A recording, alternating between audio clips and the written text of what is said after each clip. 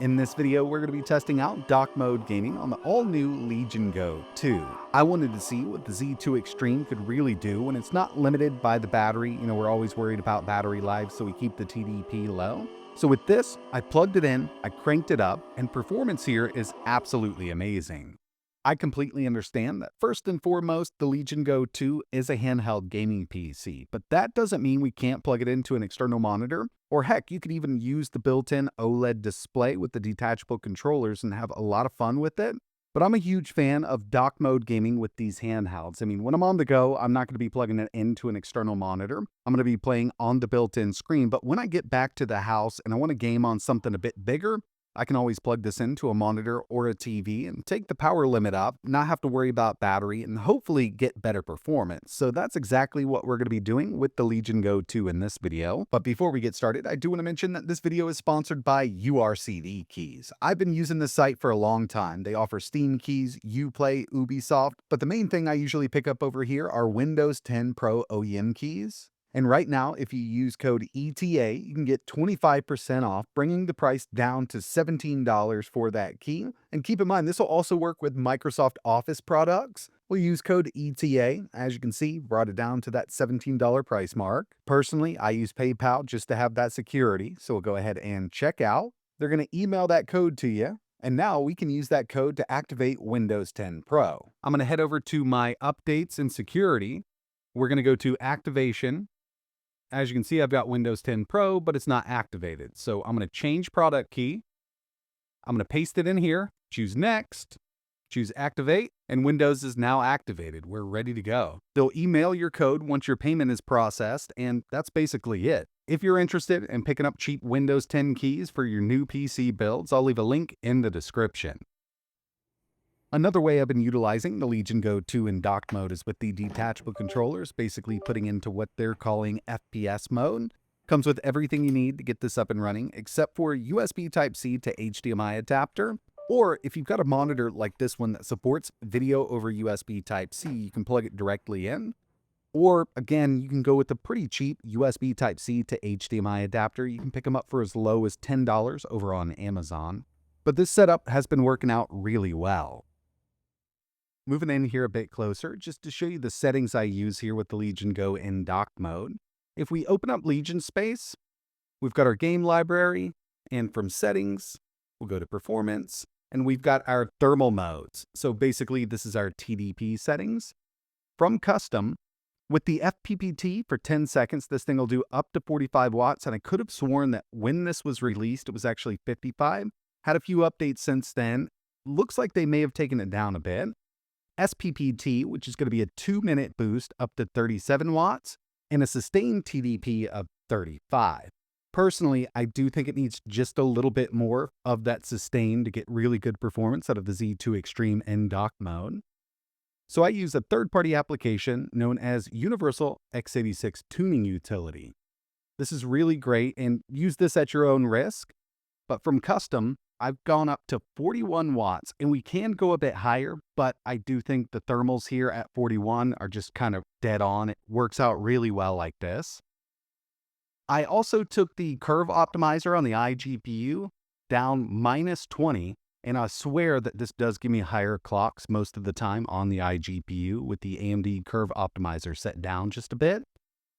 AMD boost profile, and the Windows power mode set to best performance. And if we take a look at CPU-Z, we can bench this. So it's just going to stress out that CPU. And I've got hardware info running. You can see right here, our TDP jumps up to 41 watts sustained. So that's exactly how I like to run it. Again, do this at your own risk. 35 is going to be your sustained from Armory Crate, but this does help out. Jumping right into some gaming here, the first one I wanted to test was Forza Horizon 5. And I want to show you here, I'm at a true 1440p with no scaling whatsoever. So not using FSR, XeSS, or Fidelity CAS. And we're at high settings across the board. This game runs absolutely amazing in dock mode on the Legion Go 2.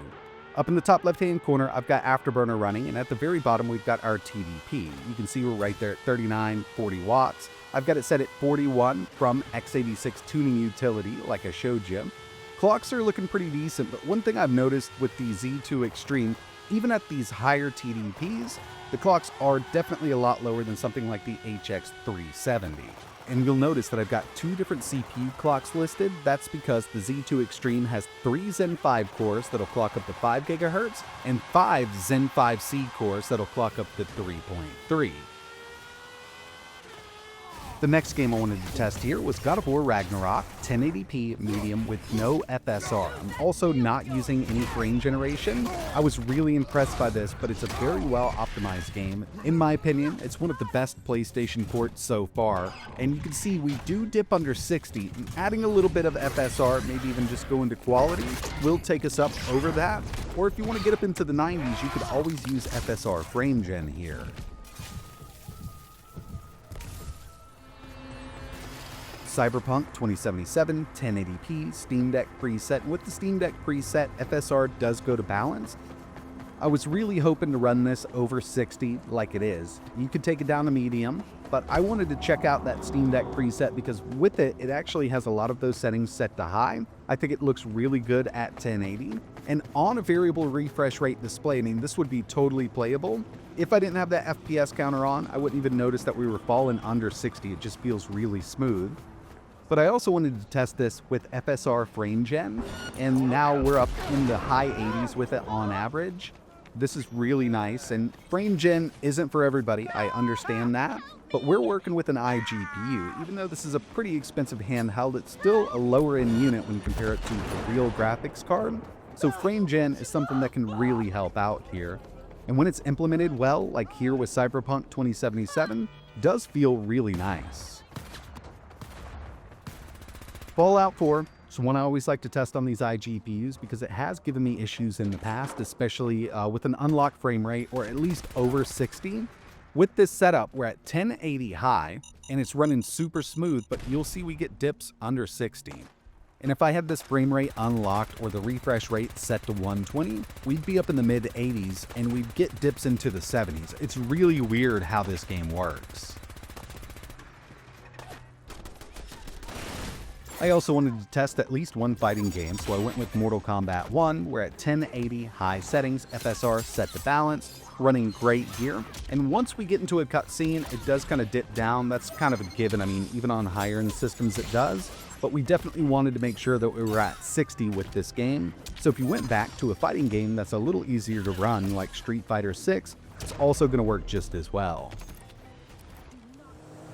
GTA 5 Enhanced Edition 1080 high with no FSR. I knew that we'd get decent performance out of this, and with some FSR, there's a chance we could take this up to 1440 on this iGPU. It's definitely an older game, but with that Enhanced Edition, we did get a lot of optimizations for these newer systems, like FSR scaling and even frame generation, which is something I actually haven't even tested with this game yet. But at 1080 high, we're getting mid 80s with this game.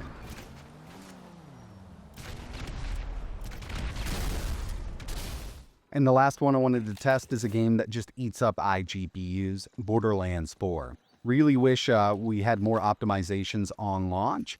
This is at 1080 medium with FSR frame gen on, but one thing you're going to notice is when I have my shields up on the side, you can see those generated frames ghosting.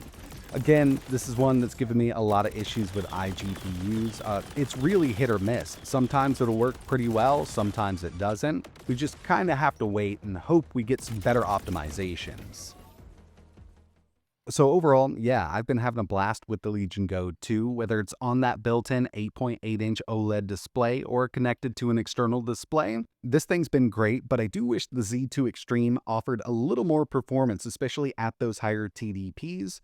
Doesn't really feel like a generational jump up from the Z1 Extreme, and we kind of knew that was going to be the case. At lower TDPs, it does shine. I mean, you get some really good battery life out of this thing. But if you want to push it a little further in dock mode, it's totally possible, and the cooling system can definitely handle it. You'll have to go to the cooling performance mode here from Legion Space, or you could do a custom mode if you don't mind it getting a bit louder. I mean, you could take that fan up a little more.